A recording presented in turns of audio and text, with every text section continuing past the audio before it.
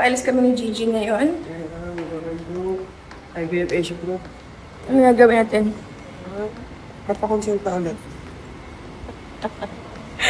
Ano bang nangyayari?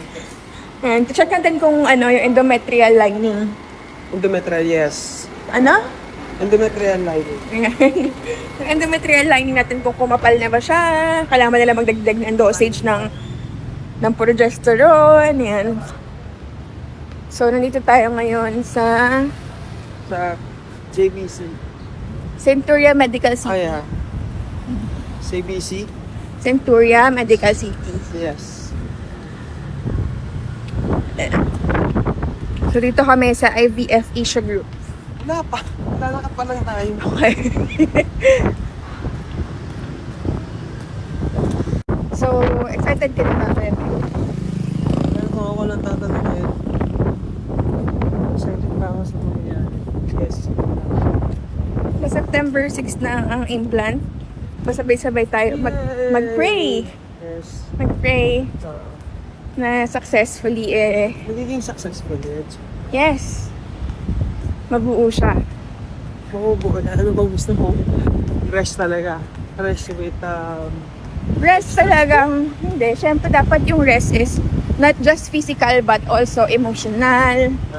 And- rest in peace. Not rest in peace. Physical and Rest.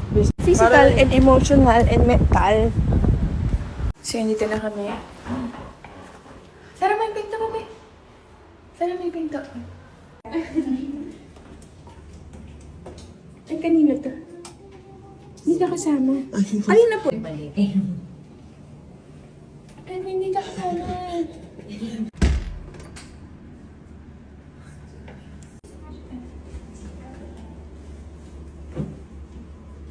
Video lang nila detalo sa Apa.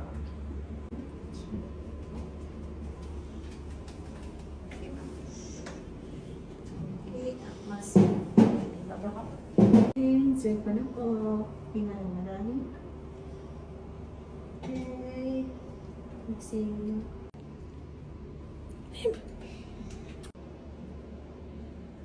Sila, ano mo dito is 9 yun. Ngayon nasa 11. 11.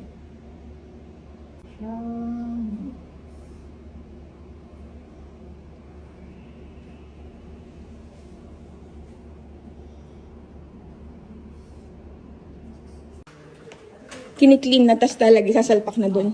Hindi na yun hihiwain.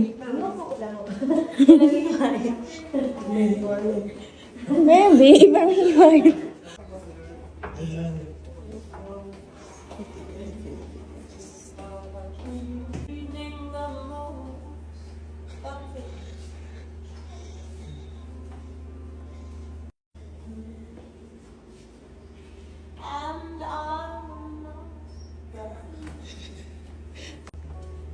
Kaya mas maganda pa rin.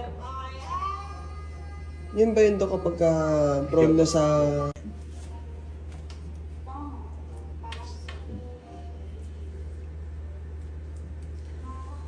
So, Swiss po tayo.